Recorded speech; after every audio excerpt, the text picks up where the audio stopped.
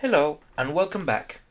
In this video we will customize the interface for the drum machine so it's easy to use and nice to look at.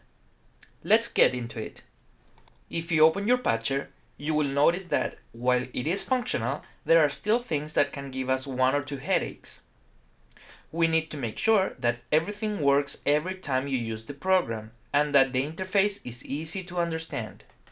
For instance, if you start the metro by clicking on the toggle, it will count from 0 to 7. If you make it stop and turn it on again, it will resume from the following number in the count. We want the counter to start in 0 every time it's on, so it always starts at the beginning. To fix this, we need to add a feature that resets the counter every time it starts. Add a bang near the counter. Above it, create a new object and type SEL space 0. Connect the left outlet of the select object to the bang. A toggle is basically a numeric message. When it is on, it outputs a number 1, which is taken by other objects to mean start. When it is off, it outputs 0. Connect the top toggle to the select object. Our select object will now output a bang every time it receives the 0 from the toggle. Connect the bang to the third inlet of the counter. This inlet, when it receives a bang, will set the counter to reset or start at 0 on the next cycle. Another problem is that when you open the patcher, all the steps are off, so if you start the sequencer, nothing will come out. You need to turn each step on or off separately. It will be convenient to add a toggle to turn all of the steps on or off at the same time. Simply create a new toggle pressing the letter T in your keyboard and connect it to the inlet of each toggle in the steps.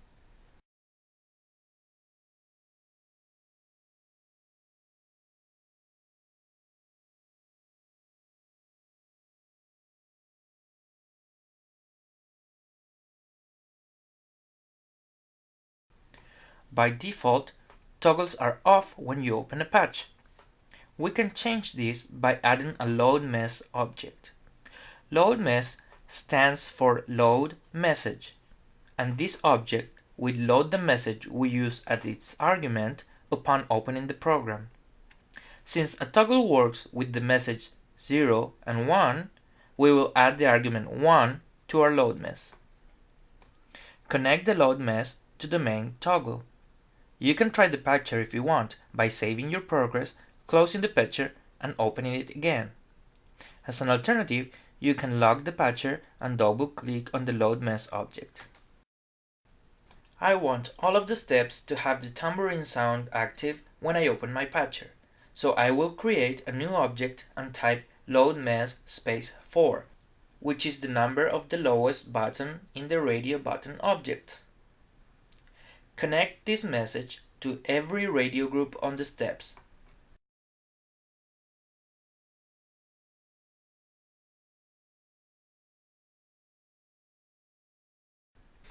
We want to do the same with everything that we want to be on a specific value when we open the patcher, so we will add some messages to load for the sliders as well.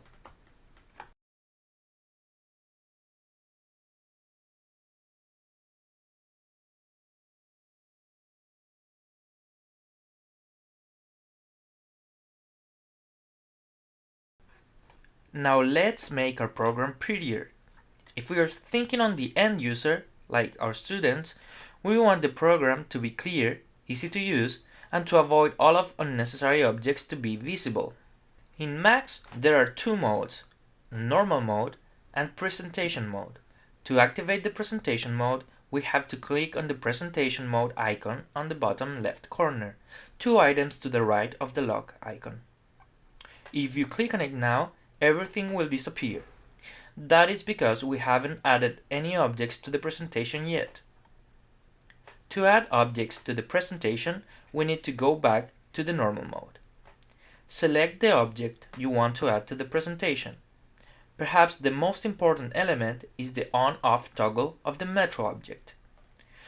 With the patcher unlocked, select the toggle. Right-click on it and select Add to Presentation, or simply press Ctrl plus Shift plus P in Windows or Command plus Shift plus P in Mac. Now go to the presentation. Your toggle will be in the same position it is when in normal mode, but everything else will disappear. Let's go back to the normal mode and select several objects at a time, so we can start customizing our app.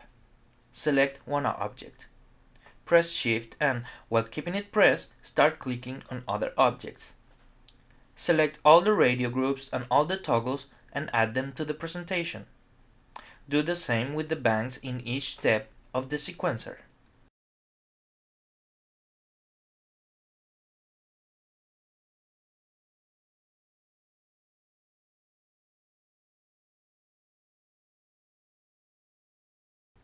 Add the sliders and the number box below the slider for speed in BPM.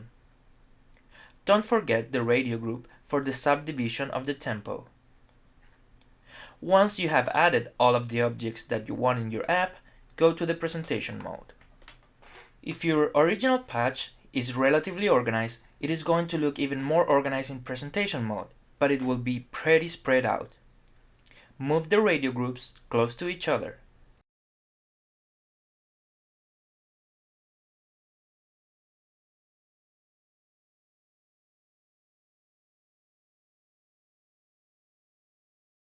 Once you have them relatively well organized, select them all.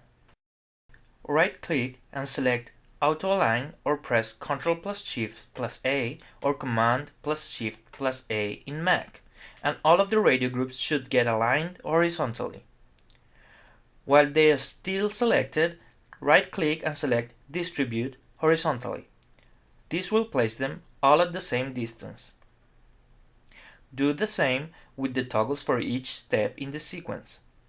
To get them to be on top of each of the radio groups, put the first one on top of the first radio group and the last one on top of the last radio group. Then distribute horizontally. Repeat the step with the banks on the bottom of each radio group.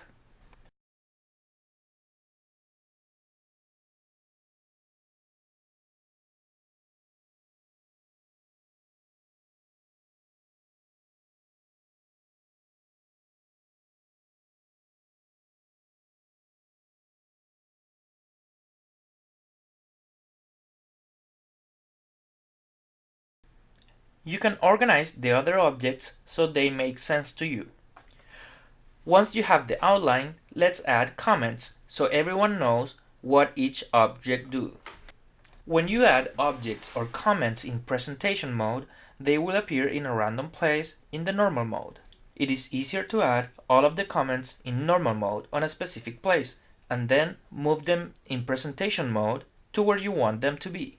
Press C for comments and write the tags or instructions you want for your program.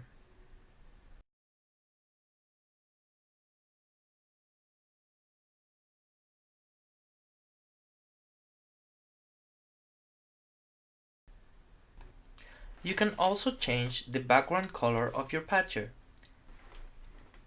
To do this, in Unlock mode, click on the patcher background. Click on the paint bucket icon on the top bar. The paint options should become visible. Click on Lock Background Color and select the color you want for your background. Alternatively, if you want to use a picture as background, you can add an object and type FPIC or FPIC. With the FPIC selected, go to the inspector. In the menu, go to Image File and click on Choose. Choose a picture to use. Check the boxes for Scale to Box and Embed Picture in Patcher. This last step will include the picture as an element of your patcher, ensuring that your picture will remain with the patcher if you decide to use it in a different computer.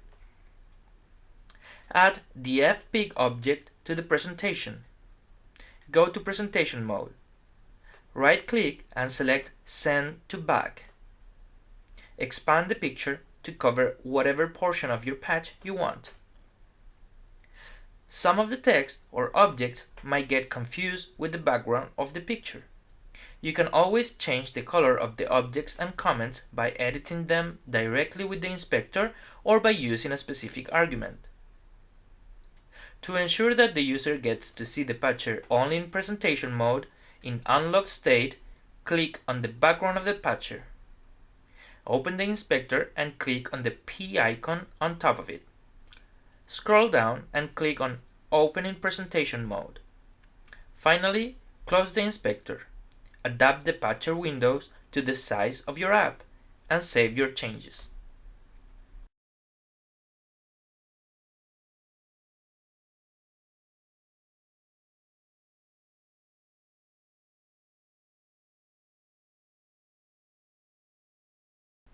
You can close your app now.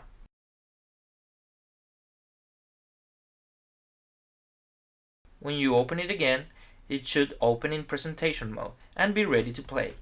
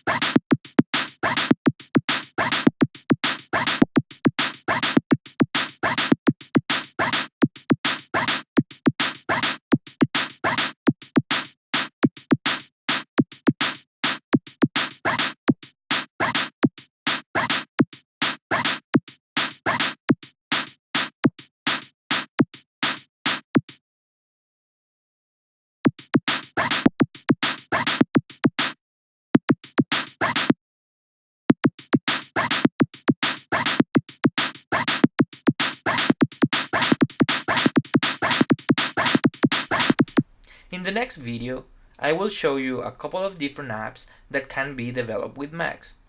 Thank you for watching.